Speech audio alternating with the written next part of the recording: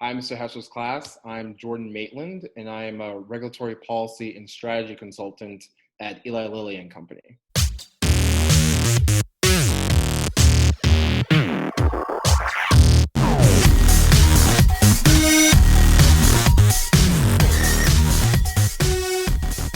Hello there, Jordan. Thanks so much for spending some time with us today. Happy to be here. Just to start off, what do you do in a typical day or week in your job? Yeah. So I usually start my day with checking the news cycles, seeing what articles are being written about policies and issues that I'm interested in for my particular work for that day or that week or that month even. So I usually have a couple like newsletters that I get sent to my email on a daily basis. I run through those, kind of like check some other sources that I think may be important. After that, I usually have a couple meetings like with my boss and with my coworkers and maybe some other people throughout the company about certain issues that we may be working on together, even though they're not necessarily on my direct team.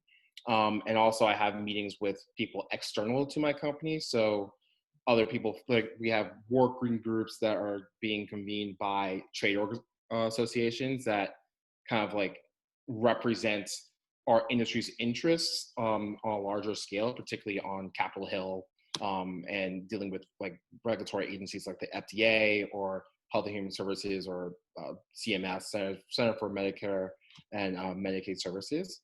So a lot of my time is just like, sitting in meetings, like talking to people, working on things, like collaborating, and it's really enjoyable. That's awesome. Thanks, Jordan. What skills do you think are most essential for your success? What are the skills that you use every day? Yeah, so I think honestly, like analytical thinking and critical thinking, like that is like the key. So a big part of my job is looking at policies and legislation and trying to figure out, what does this really mean for my team? What does this really mean for my company? So not And just like this is the policy, but how that policy could affect other people, right? So like taking it a step precisely. further. Yeah, Right? exactly. It's not just it goes way beyond just reading it and like, okay, this is what this means, like verbatim how it's written.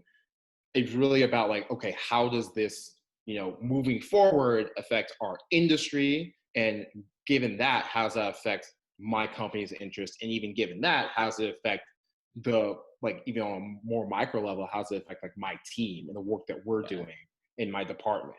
So there's a lot of just reading, writing. I think writing is a big skill I need in terms of being clear and concise because like a lot of times I have to distill that information that I'm getting from the news sources or from legislative bills that are coming out, and I have to put them into like a one-page memo to send around to my boss or other people that need the information. So I had to really be clear in like what is actually important about this, but also give enough filler to kind of explain why.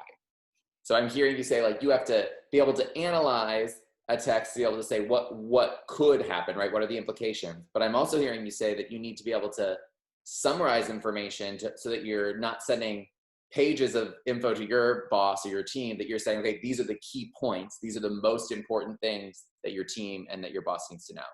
Yes. That's awesome. Yeah, that's a good way to put it. How do you use science, technology, or engineering and math in your job? Sure. Yeah. So I actually, I don't really come from a traditional science background. Like I don't have a degree in science, but I've always been good at math and science growing up. So I think even with my role, even though it's not, directly like a bench scientist, I'm not doing scientific research or experiments. It's still important for me to have an understanding of the scientific world and the scientific process, because a lot of the policies I have to analyze deal with direct scientific issues, like particularly in the drug development space. I had to understand the science behind what this particular medicine does, and that kind of informs how it's regulated. So even though I don't use it particularly in terms of like conducting experiments and things like that, I for me it's just having an understanding and using that to help what I do. Now, can I ask, when it comes to understanding those things that you're describing, right? So how a drug is made, right? How that drug might impact the body. Where do you go to learn more about that information? Is that something that your company helps provide you with the education for? Do you have to do it like kind of within your day, but like sort of on your own?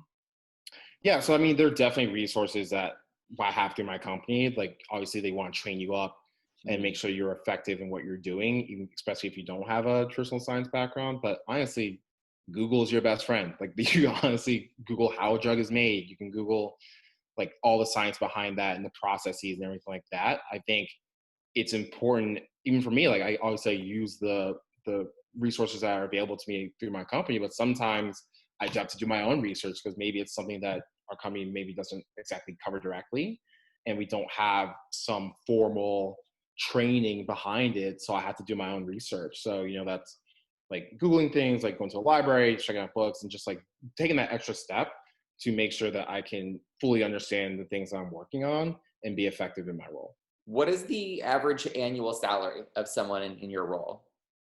Yeah, from my role, it's like around $100,000, like give or Okay. take a couple Making thousand. that coin. Yeah. Okay. Yes. Yeah. What job openings you got? No. Yeah. What are the typical educational requirements of your role? So whether that's degree or whether it's certification. For this role, you typically need a bachelor's degree. I have a bachelor's degree and also a master's level degree. Is not entirely required for certain roles to have a master's level degree, but some roles it is. For my role, um, it's preferred, but that's not necessarily a barrier if you don't have one. If you have like the relevant experience, that can still qualify you for this type of role. So what I'm hearing you say is that your job, the requirement is you have your high school diploma and you also have an undergraduate degree. Correct. And that's like the minimum requirement. And then it's preferred if you also have a master's. Correct. Can I ask, in your case, what is your bachelor's and your master's degree in? Sure. So I have a bachelor's degree in English and sociology, and I have a master's degree in public policy. Awesome. Thank you, Jordan. What do you most enjoy about your job?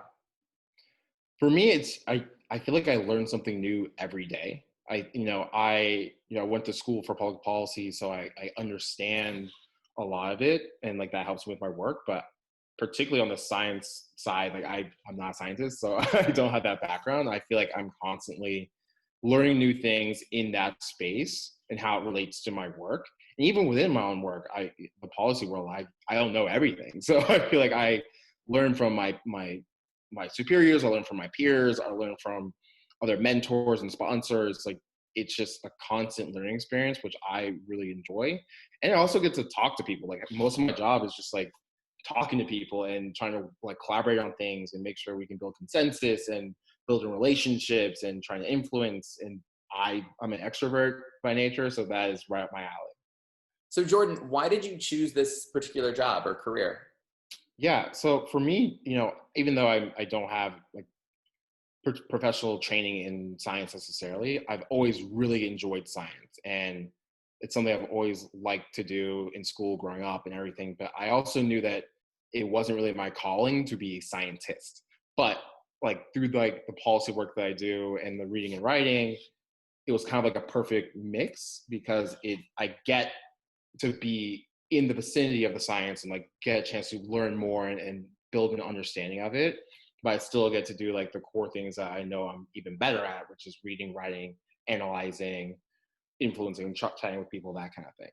So I love hearing you say that, Jordan, because like in my mind, and what I always am talking to my kids about too, is that science is everything, because science is how we make sense of the world around us, right? So even all the skills you're describing are the characteristics of science. And so you might not use chemistry or like or physics on a daily basis. You're using all of those skills that are essential to science in terms of critical thinking and reflecting and summarizing. And so I really love hearing you say that. And yeah, so, I think it stems from both my parents are science inclined. My mom's a dentist, my dad's a chemical engineer, and like science was like always something I was brought up around, but it just wasn't really like my first love necessarily. But yeah, I just wanted to be around in some capacity. So Jordan, can you tell me about a particular project that you've worked on or are working on right now that you're excited about? Yeah, there's one I'm currently working on that I'm really excited about, and it's around getting patient input. Patients that have like patients and caregivers around Alzheimer's disease, and making sure that we can get their feedback in terms of how we think through the development of Alzheimer's medications, because that's kind of like one of the big frontiers that hasn't really been tackled effectively in the medical world. And I think it's really important that we have the patient and caregiver input to really understand what it is like to experience that disease, and how, like, what the pitfalls are and what the real challenges are. And that can help inform our scientists and our marketers, and everyone who's part of the process of drug development to figure out, like, okay, how do we really attack this? How do we really make some progress here? And I think it's just really cool to, like, hear from people who are, really going through this, and hear their stories. And it's, some of them are sad, some of them are uplifting, but either way, we know that the information that we're getting from them firsthand is going to help make, like, real progress in this area that is an extreme need right now in the medical field. Yeah, and that's such an extreme challenge. I mean, Alzheimer's affects so many families. Maybe in case a student watching this doesn't know, can you briefly describe what Alzheimer's is? Yeah, Alzheimer's disease is a form of dementia where it's basically your cognitive and brain function kind of deteriorates, and it usually happens to elderly people. Like, my grandmother had it, and that's why it's something that's pretty close and near to me. And it's a pretty sad thing to see, because they lose their memory, they forget. It kind of starts out slow. You maybe forget where you put your keys, or forget, like where you live, or it even comes down to, like, they can't even recognize their own family members. Like, it's a pretty sad thing. And it's one area where, in all of neurology, really, like, it's pretty tough right now, because, like, there isn't that much understanding. The brain is such a complex part of the human body that there really isn't a clear path just yet in terms of how to combat this disease. There are ways to kind of alleviate some symptoms perhaps, but there isn't a cure by any means yet. So that's just why these kind of things are so important, and why it's really important that Lilly is involved in this space. Absolutely. Thank you so much for taking some time to talk with me, Jordan. I really appreciate it. If students have any follow-up questions, do you mind if they reach out to you? Absolutely. Absolutely. I'm always open to make some time for students. Love to answer any questions that they have. Awesome. I'll make sure to include that contact information. So, Well, thank you, Mr. Hesser, for taking the time to interview me. I'm so happy I got to provide some content for your students for when they get back to school. And, all I can say is science and math and technology is a great field to be in. But even if that's not your calling, like someone like me, there's still ways to get involved in that space without being directly involved in science and math. So just keep at it, keep studying, and good luck.